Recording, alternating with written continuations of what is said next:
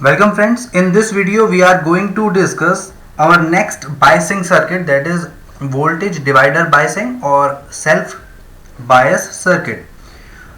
BJT में ये biasing one of the best biasing में से आपकी है. इसे वोल्टेज डिवाइडर बायस क्यों कहा जा रहा है? क्योंकि यहाँ पर आप अगर सर्किट को ध्यान से देखें तो बेस को जो वोल्टेज यहाँ मिलना है वो R1 और R2 के बीच में डिवाइड होने वाला वोल्टेज जो आपका है वो यहाँ बेस को मिलेगा और वही इसको बायस करेगा. So why it is called voltage divider bias. VCC का कुछ पार्ट R1 को, कुछ R2 को, और जो R2 को मिल रहा है वो यहाँ बेस एमीटर जंक्शन को बायस करेगा जो कि हमारा इनपुट है. तो इसलिए आपका वोल्टेज डिवाइडर बायस से कह रहे हैं. देन इसे सेल्फ बायस सर्किट भी कहते हैं. सेल्फ बायस सर्किट इसे क्यों कहते हैं? क्योंकि सेल्फ बायस सर्किट में यहाँ इसका मतलब ये है कि इस बाइसिंग में जो आपका करंट सप्लाई से आ रहा है, लेट इट नेम I1, और यहाँ I2 अगर जाता है देन ये करंट अगर आपका जो यहाँ पहुँच रहा है दैट इज IE. तो जो यहाँ पर आपका I2 और IE के बीच में एक अपना बहुत अच्छा बैलेंस है. बैलेंस इस तरह से है, ये बैलेंस इस तरीके से बनता है इस सर्किट में सो दैट IE अपने आप को रिड्यूस या फिर इंक्रीज कर सकता है, so that this circuit can stabilize itself against temperature variation. अगर टेम्परेचर का वेरिएशन ज़्यादा होता है तो जहाँ पे हमारा कलेक्टर करंट के बढ़ने की ज़्यादा उम्मीद होती है तो वहाँ पर आपका IE की वैल्यू बढ़ के आपका IB को रिड्यूस करती है और IB का रिड्यूस होना फर्दर IC को रिड्यूस करता है, so that there is a balance. So this balance is natural in this circuit, so why it is called self bias circuit. ये अपने आप ही इसमें मिलता है. ओके, तो इसे करने का तरीका क्या होगा? यहाँ पर इस सर्किट को करने का तरीका जो हम पिछले कुछ सर्किट्स में देख रहे थे वैसा ही यहाँ भी होना चाहिए कि आपका हम बेस एमीटर लूप में KVL लगाएं और आपका IB का वैल्यू निकालें देन IC का वैल्यू निकालें. लेकिन यहाँ पर बेस एमीटर जो लूप है it is not very clear. ये बहुत ज़्यादा क्लियर नहीं है, क्लीन नहीं है, क्योंकि हमें I1 I2 के बारे में कोई इंफॉर्मेशन यहाँ पर नहीं मिलेगी. तो क्या करना चाहिए? सो दैट वी कैन ऐसा कुछ करें so that we can reduce the complexity of this network. तो देखते हैं कैसे से कर रहे हैं हम लोग. यहाँ अगर देखें तो R1 आपका सप्लाई VCC से कनेक्टेड है, सिमिलरली आपका RC भी आपका कनेक्टेड है. तो मैंने इसे कुछ इस तरीके से रिड्रॉ किया है कि R1 आपका लाइक VCC से कनेक्टेड है, सेपरेट कर लिया इसको, और RC आपका यहाँ V से कनेक्टेड है. R2 आपका ग्राउंड में यहाँ की तरफ जा रहा है और आपका RE. ओके, सो ये सर्किट जो हम कह रहे हैं, ये सर्किट अगर हम इसको जो आपका रिड्यूस करके किसी एक सिंपल फॉर्मेट में लेके आए तो हम बेस एमीटर लूप को क्लियर कर सकते हैं. बहुत आसानी से फिर इस क्वेश्चन को सॉल्व किया जा सकता है. तो ये तरीका हम कैसे करेंगे इस काम को? This can be done using Thevenin theorem. Thevenin theorem आप सभी लोग होपफुली जानते होंगे. थेवेनिन थ्योरम में अगर हम थोड़ा बेसिक की बात करें तो अगर कोई कॉम्प्लेक्स नेटवर्क आपके पास है, let this be the any complex network, it can be the arrangement of resistance and supply. तो अगर एक हमारे पास कोई लीनियर नेटवर्क है और ये कॉम्प्लेक्स नेटवर्क है तो साथ साथ ये आपका किसी लोड RL से कनेक्टेड है, तो इसको यूजिंग थेवेनिन थ्योरम आप कन्वर्ट कर सकते हैं इस कॉम्प्लेक्स नेटवर्क को in a single voltage source that is VTH, Thevenin voltage, and a single resistance that is RTH, like this. ये हमारा कॉम्प्लेक्स नेटवर्क चेंज हो गया आएगा. Then you can connect it in series with the load resistance like this, load resistance RL. Now the complex circuit is reduced to a simplest network. बहुत easy network में convert ये किया जा सकता है. सो हम यहाँ पर थेवेनिन थ्योरम का ही यूज करेंगे. यहाँ पर लोड रेजिस्टेंस जो हमारे लिए होगा या फिर हमारे लिए लोड का रोल निभाएगा वो आपका ये वाला हिस्सा होगा. This particular part can be considered as load. So this particular part is load resistance you can say, और लोड. और जिन दोनों पॉइंट के बीच ये लोड कनेक्टेड है हम देख सकते हैं A और B के बीच. B आपका ग्राउंड है जो कि दोनों के लिए कॉमन है, A और B के बीच कनेक्टेड है. नाउ कैसे इसे हम करते थे, अब अगर जाएं उस स्टेप पे तो स्टेप बाय स्टेप चलते हैं. इन फर्स्ट स्टेप हम क्या करते थे, हम लोग हम लोग फर्स्ट स्टेप में RL को हटा देते हैं, जहां भी आपका जिन दो पॉइंट के बीच टर्मिनल्स के बीच कनेक्टेड है वहां से RL को हम हटा देते हैं, A और B को ओपन सर्किट करते हैं like this one is step 1। So step 1 में हमारा ये पर्टिकुलर टास्क होता है कि A और B के बीच में लोड हटा दिया और बाकी नेटवर्क को हमने ऐसे ही रहने दिया। देन A और B के बीच का वोल्टेज अगर हम काउंट करें तो this particular voltage can be called as Thevenin voltage. तो देखते हैं यहाँ पर, this is a simple series network, आपका सीरीज नेटवर्क है। ये करंट आपका R1 से R2 की तरफ जाएगा और इस सर्किट में ही रहेगा। तो सीरीज नेटवर्क में अगर आपको करंट का वैल्यू निकालना हो I, तो it is very simple, that is supply upon total resistance, that is R1 plus R2। So this is current. और हमें निकालना है A और B पॉइंट के बीच आपका वोल्टेज, और ये वोल्टेज वही होगा जो R2 के अक्रॉस ड्रॉप होगा। तो आपका VTH अगर हम कहें तो it is current I into this R2, that is drop across R2, I into R2, that is VCC into R2 upon R1 plus R2। Okay, so यहाँ से VTH का वैल्यू हमें क्लियर हो जाता है, R2 upon R1 plus R2 into VCC। ये formula हम याद रख सकते हैं क्योंकि ईच एंड एवरी टाइम हम पूरा सर्किट इस तरीके सॉल्व नहीं करेंगे, तो हम VTH के फॉर्मूले को डायरेक्टली याद कर सकते हैं। ये फॉर्मूला आप वोल्टेज डिवाइडर से भी निकाल सकते हैं। आपका वोल्टेज डिवाइडर रूल अगर हम लगाएं तो R2 के पास जो वोल्टेज आपका आएगा that is R2 upon R1 plus R2 into VCC। Okay, step 1 में हमने VTH निकाल लिया, that is the Thevenin voltage VTH। Now step 2 क्या कहता है? स्टेप 2 कहता है कि A और B को आप ओपन ही रहने दें, लेकिन जो आपका कॉम्प्लेक्स नेटवर्क है अगर उसमें कोई सप्लाई आपके पास है तो उस सप्लाई को आप उसके इंटरनल रेजिस्टेंस से रिप्लेस कर दीजिए। हमारे पास जो सप्लाई है that is D supply VCC, और इसका कोई इंटरनल रेजिस्टेंस हमें नहीं गिवन है। अगर नहीं गिवन है वोल्टेज सप्लाई के लिए आपका इंटरनल रेजिस्टेंस, तो इसे आइडियल माना जाएगा, और आइडियल केस में जो आपका रेजिस्टेंस सप्लाई का होता है that is 0। So voltage source is short circuited.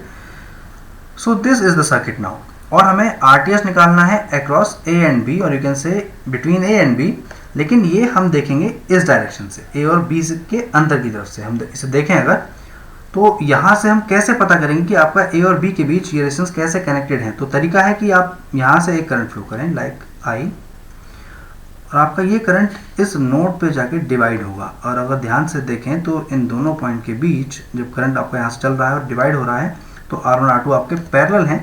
So RTH is nothing but R1 R2 upon R1 plus R2, that is simply R1 parallel R2।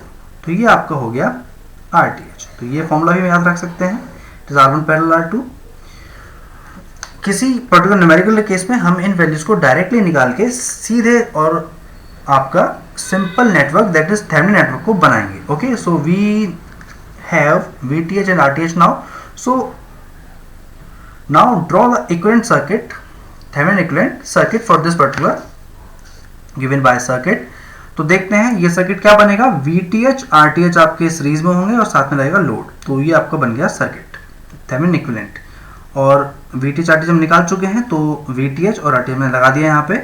Load हमारे लिए वो पूरा बायस सर्किट था जो आपका राइट हैंड साइड पे था, हमने देखा था अभी। तो ये पूरा सर्किट हमारा यहाँ पे आ गया लोड की जगह पर। Now we have a clean base emitter loop, बहुत सिंपल बेस एमीटर लूप में दिखाई दे रहा है इनपुट साइड पे, जो कि पहले नहीं दिख रहा था, और हमारे पास आउटपुट लूप भी बहुत क्लियर है। Okay, now the same process जो हम पहले करते आ रहे हैं। देखें अगर ये आपका NPN ट्रांजिस्टर है, एरो हमें दिखा रहा है, एरो आपका बाहर की तरफ है एमीटर पे, तो आपका NPN ट्रांजिस्टर है, और this arrow indicates the direction of emitter current. So this is IE। IE जो होता है वो आपका बेस करंट IB और कलेक्टर करंट IC के सम के इक्वल होता है। तो आपका यहाँ से IB करंट आ रहा होगा, यहाँ से IC आ रहा होगा।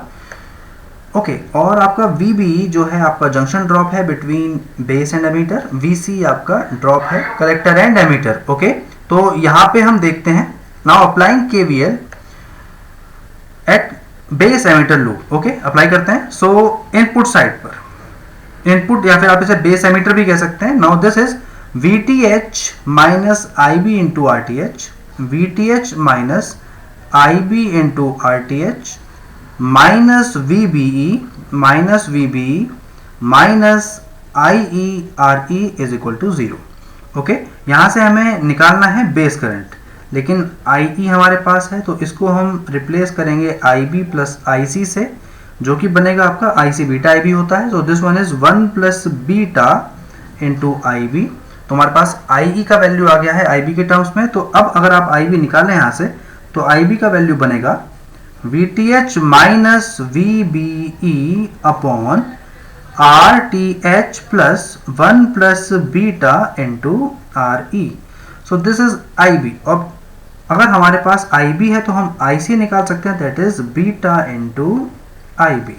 और बीटा इंटू आई बी क्या है? आई बी है हमारे पास V T H minus V B E upon R T H plus 1 plus beta into R E. So this is I C. हमारे पास आई सी आ गया है। ओके, अब जाते हैं आउटपुट साइड पर। आउटपुट साइड हमारी है कलेक्टर एमीटर लूप। तो कलेक्टर एमीटर लूप पे अगर हम अप्लाई करें केवीएल तो it is VCC minus ICRC. This is VCC minus ICRC minus VCE minus VCE minus IERE is equal to 0. Okay, तो यहाँ पे हमें निकालना है VCE। तो VC यहाँ से आएगा हमारे पास VCC minus IC into RC minus IERE। IC हम निकाल चुके हैं, IE हमें पता है ये आपका IB प्लस IC होता है। तो VCE का वैल्यू यहाँ से आ जाएगा VCC minus ICRC minus IB plus IC into RE। So this is the value of VCE। तो यहाँ से VCE भी निकल आएगा हमारे पास, यहाँ से हमें IC मिल चुका है। तो ऑपरेटिंग पॉइंट निकालने का तरीका हमारे पास ये होगा।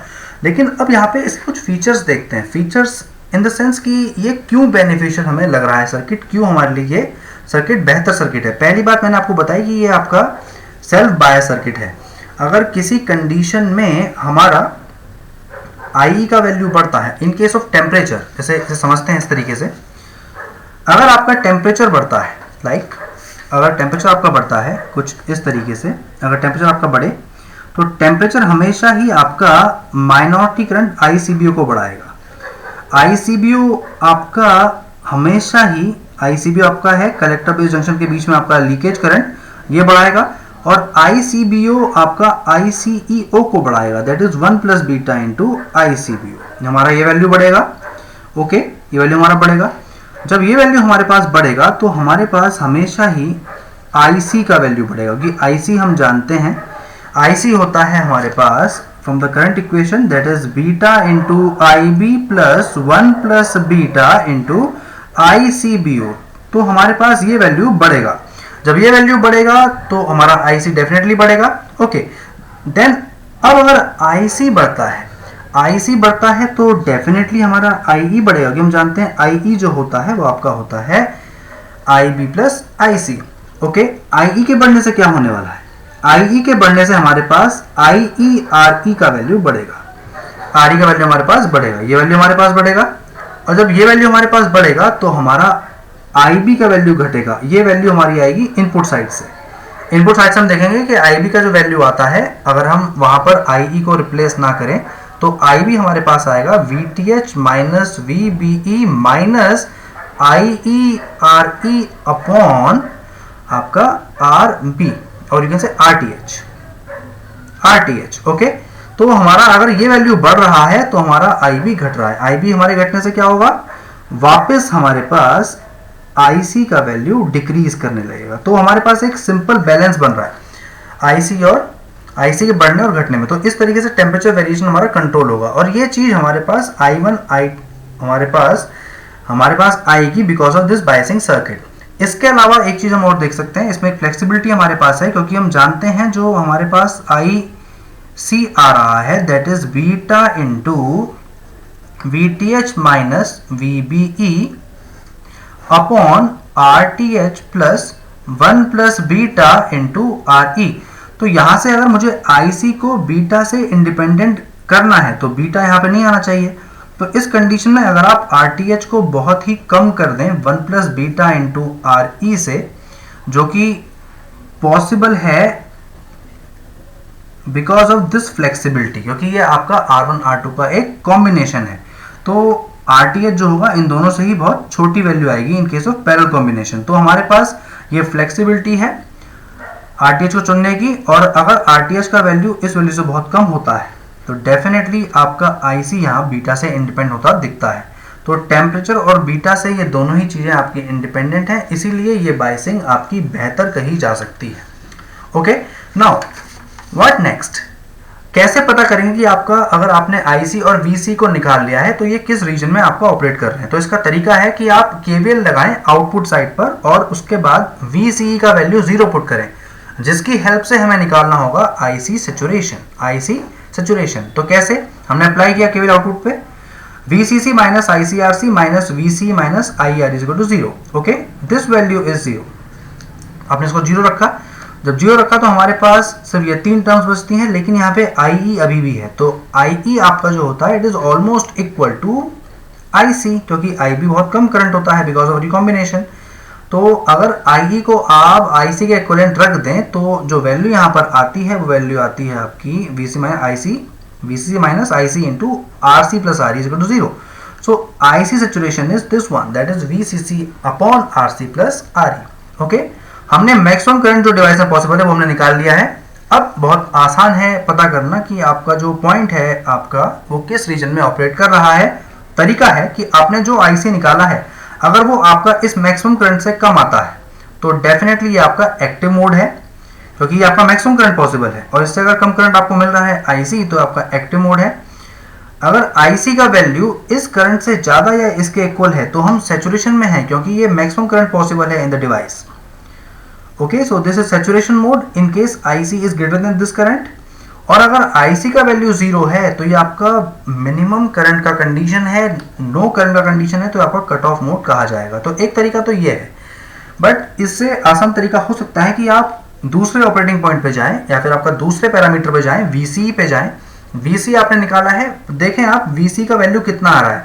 अगर VCE का वैल्यू 0.2 वोल्ट से ज्यादा है तो ये आपका एक्टिव मोड कहा जाएगा। अगर VCE का वैल्यू 0.2 वोल्ट से कम है या उसके इक्वल है, कम या इक्वल है, तो ये बहुत कम वोल्टेज VCE का 0 की तरफ टेंड करता हुआ दिखाई दे रहा है। ओके, तो 0.2 वोल्ट से अगर कम है NPN के केस में, हम मोड निकाल के देख रहे हैं, अगर मोड है तो ये PNP पे लागू होगा। तो 0.2 वोल्ट से कम तो ये सैचुरेशन कहा जाएगा। अगर VCE का जो वैल्यू है वो VCC के बराबर आता है या फिर आपका IC 0 आ रहा है, ये दोनों ही कंडीशन सेम ही है। अगर IC 0 आ रहा है तो आपका कट ऑफ मोड कहा जाएगा। तो इस तरीके से हम पता कर सकते हैं कि आपका वोल्टेज डिवाइडर बायसिंग में जो आपका रीजन ऑफ ऑपरेशन है वो कहाँ पे इस वक्त है। Okay, hope you have understood the basics of voltage divider bias circuit. क्या इसके अंदर खूबियां हैं, क्या बेनिफिट है इसका। सेल्फ बायस सर्किट है, बीटा और टेम्परेचर दोनों से ही आपका इंडिपेंडेंट है, स्टेबिलिटी इसकी बेटर है, और कई आपके बायस सर्किट से उसे हम अपने फर्दर वीडियोस में देखेंगे डेफिनेटली। तो ये आपका है आपका voltage divider bias circuit. Okay, so this is all about voltage divider bias circuit. Hope you have enjoyed watching this video. Thank you.